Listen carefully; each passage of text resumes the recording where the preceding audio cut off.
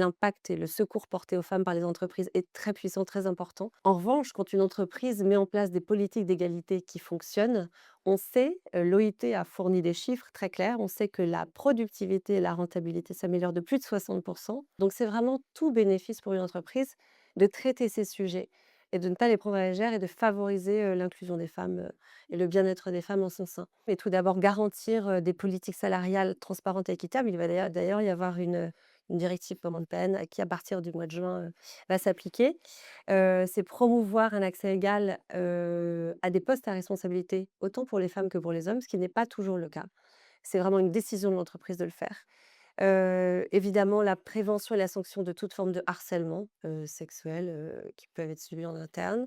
Et puis, l'identification des violences subies, donc en interne et dans le cercle familial. Et ça passe par une communication de l'entreprise sur le fait qu'elle s'intéresse à ces sujets et qu'elle a mis en place des mesures pour écouter la parole des victimes.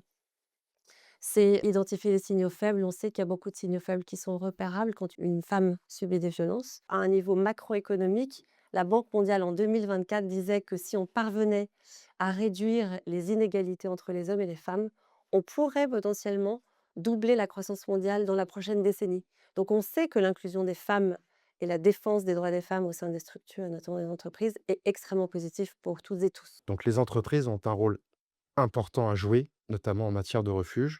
C'est d'abord et avant tout le problème des femmes. C'est ensuite, malheureusement, le problème des hommes parce que majoritairement, ils sont surexposés comme étant les auteurs de ces violences. Mais nous sommes la solution. Pour moi, c'est une évidence.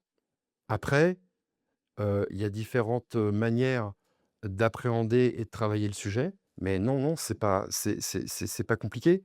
Moi, je pense que déjà, le fait d'en parler, ça permet de désarmer la violence masculine. Depuis des générations, le sujet des violences, il est porté par les femmes. Comme le disait David, il est considéré comme un sujet de femme. Or, c'est un sujet masculin. C'est un sujet qui est à 96 masculin aujourd'hui.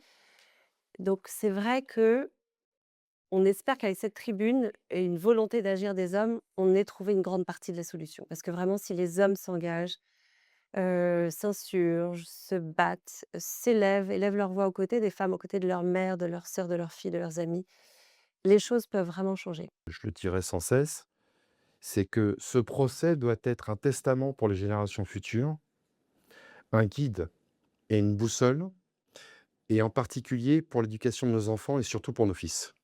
Ça, c'est vraiment très important.